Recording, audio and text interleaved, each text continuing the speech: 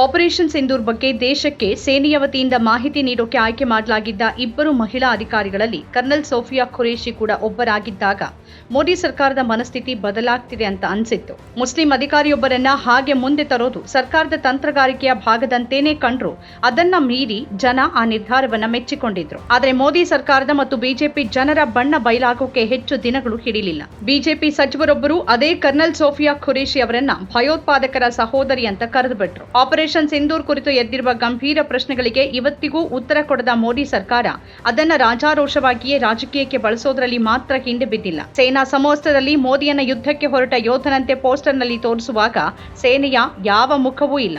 ಅದರ ನಡುವೆನೇ ಬಿಜೆಪಿಯ ಮುಸ್ಲಿಂ ವಿರೋಧಿ ಮನಸ್ಥಿತಿ, ಮುಸ್ಲಿಮರ ವಿರುದ್ಧದ ದ್ವೇಷ ಮತ್ತೆ ಮತ್ತೆ ಬಯಲಾಗ್ತಾನೆ ಇದೆ. ಈಗ ಕೇಂದ್ರ ಗೃಹ ಮಂತ್ರಿ ಅಮಿತ್ ಶಾ ಅದೇ ಮುಸ್ಲಿಂ ವಿರೋಧಿ ಮನಸ್ಥಿತಿಯಿಂದಲೇ ಪಶ್ಚಿಮ ಬಂಗಾಳ ಮುಖ್ಯಮಂತ್ರಿ ಮಮತಾ ಬ್ಯಾನರ್ಜಿ ವಿರುದ್ಧ ಕಿಡಿಕಾರಿದ್ದಾರೆ.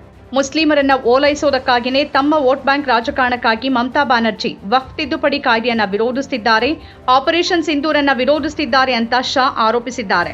ಮಮತಾ ಬ್ಯಾನರ್ಜಿ ಬಾಂಗ್ಲಾದೇಶಿಗಳಿಗೆ ದೇಶದ ಗಡಿ ತೆರೆದಿದ್ದಾರೆ, ಅವರ ಒಳನುಸುಳುವಿಕೆಗೆ ಅವಕಾಶ ಮಾಡಿಕೊಡ್ತಿದ್ದಾರೆ, ಅವರು ಗಡಿಯಲ್ಲಿ ಬೇಲಿಯನ್ನ ರಚಿಸಲು ಭೂಮಿಯನ್ನ ಒದಗಿಸ್ತಾ ಇಲ್ಲ, ಆದ್ರಿಂದ ಒಳನುಸುಳುವಿಕೆ ಮುಂದುವರಿತಾ ಇದೆ, ಅವರ ಮತ ಬ್ಯಾಂಕ್ ಹೆಚ್ಚಾನೇ ಇದೆ ಅಂತ ಅಮಿತ್ ಶಾ ಹೇಳಿದ್ದಾರೆ. सिर्फ बंगाल का भविष्य नहीं तय करता है, बंगाल का चुनाव देश की सुरक्षा के साथ जुड़ा हुआ चुनाव, क्योंकि ममता बनर्जी ने हमारे देश की सीमाओं को बांग्लादेशियों के लिए खुला कर दिया है. इनके आशीर्वाद से घुसपैठ हो रही है. ಮುಸ್ಲಿಂ ಮತ ಬ್ಯಾಂಕ್ ಅನ್ನು ಓಲೈಸಲು ಮಮತಾ ದೀದಿ ಆಪರೇಷನ್ ಸಿಂಧೂರನ್ನ ವಿರೋಧಿಸುತ್ತಿದ್ದಾರೆ. ಹಾಗೆ ಮಾಡುವ ಮೂಲಕ ಅವರು ಈ ದೇಶದ ತಾಯಂದಿರು ಮತ್ತು ಸಹೋದರಿಯರನ್ನ ಅವಮಾನಿಸುತ್ತಿದ್ದಾರೆ ಅಂತ ಅಮಿತ್ ಶಾ ಹೇಳಿದ್ದಾರೆ. सबसे बड़ी बात, मुस्लिम वोट बैंक को खुश करने के लिए ममता दीदी आपने ऑपरेशन सिंदूर का भी विरोध की. दीदी, इतना दर्द बंगाल का यात्री जब वहां मारे गए तब किया होता तो ठीक था. उस वक्त कुछ नहीं बोला और मोदी जी ऑपरेशन सिंदूर कर यहां आए तो एक घटिया सा राजनीतिक बयान देकर ऑपरेशन सिंदूर का विरोध किया.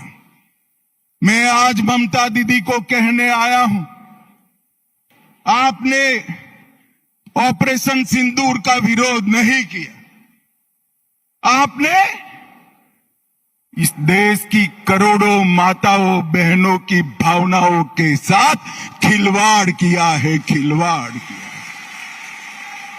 और मैं बंगाल की मातृशक्ति को भी अपील करने आया हूं, आने वाले चुनाव में ऑपरेशन सिंदूर पर सवाल उठाने वाली ममता जी को सिंदूर की कीमत बंगाल की माताएं बहनें जरा समझा दे, सिंदूर का अपमान करने का क्या मतलब है. ಪಹಲ್ಗಾಮ್ ಭಯೋತ್ಪಾದಕ ದಾಳಿಗೆ ಪ್ರತಿಕ್ರಿಯೆಯಾಗಿ ಮಾಡಲಾದ ಆಪರೇಷನ್ ಸಿಂಧೂರನ್ನ ರಾಜಕೀಯ ಲಾಭಕ್ಕಾಗಿ ಮೋದಿ ಮತ್ತು ಬಿಜೆಪಿ ಬಳಸಿಕೊಳ್ಳೋಕೆ ಪ್ರಯತ್ನಿಸುತ್ತಿರೋದಾಗಿ ಮಮತಾ ಬ್ಯಾನರ್ಜಿ ಇತ್ತೀಚೆಗೆ ಆರೋಪಿಸಿದ್ರು.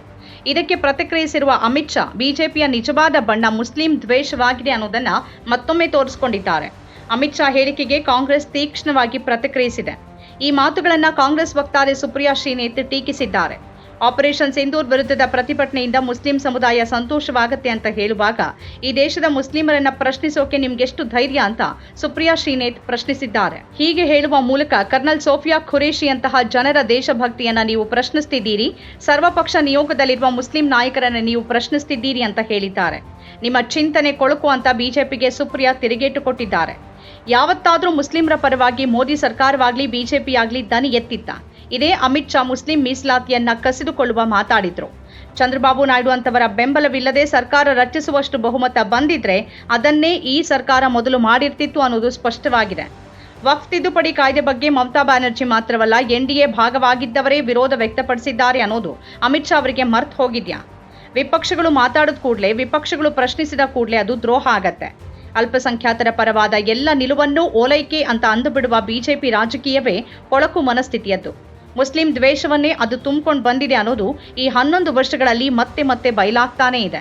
ಸ್ವತಃ ಪ್ರಧಾನಿ ಮೋದಿಯೇ ಸಾರ್ವಜನಿಕ ಸಮಾವೇಶಗಳಲ್ಲೇ ಮುಸ್ಲಿಂ ವಿರೋಧಿ ಮಾತಾಡಿದ ಮೇಲೆ ಅಮಿತ್ ಶಾ ಅವರಿಂದ ಅದಕ್ಕಿಂತ ಭಿನ್ನ ನಿಲುವನ್ನ ನಿರೀಕ್ಷೆ ಮಾಡೋದಾದ್ರೂ ಹೇಗೆ? ಗಲಭೆಕೋರರನ್ನ ಅವರ ಉಡುಪುಗಳಿಂದಲೇ ಗುರುತಿಸಬಹುದು ಅಂತ ಹೇಳೋರು, ಹೆಚ್ಚು ಮಕ್ಕಳಿರೋರು ನಿಮ್ಮ ಸೊತ್ತುಗಳನ್ನ ಕಿತ್ಕೊಂಡು ಹೋಗ್ತಾರೆ ಅಂತ ಹೇಳೋರು ನಮ್ಮ ಪ್ರಧಾನಿ. ಹೀಗಿರುವಾಗ ಅವರದ್ದೇ ಸರ್ಕಾರದ ಗೃಹ ಸಚಿವರು ಮುಸ್ಲಿಂ ವಿರೋಧಿ ಹೇಳಿಕೆ ನೀಡೋದು ತೀರಾ ಅನಿರೀಕ್ಷಿತ ಅಲ್ಲದೆ ಇದ್ರೂ ಅದು ತೀರಾ ಆಘಾತಕಾರಿ ಬೆಳವಣಿಗೆ. ಸಾಂವಿಧಾನಿಕ ಹುದ್ದೆಯಲ್ಲಿರೋರು ಹೀಗೆಲ್ಲ ಒಂದು ಸಮುದಾಯದ ವಿರುದ್ಧ ದ್ವೇಷ ಕಾರಿದ್ರೆ ಹೇಗೆ?